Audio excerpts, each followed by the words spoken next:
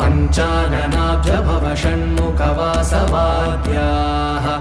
त्रैविक्रमादिचरितं विबुधास्तु वन्दी भाषापतिः पठति वासरशुद्धिमारात्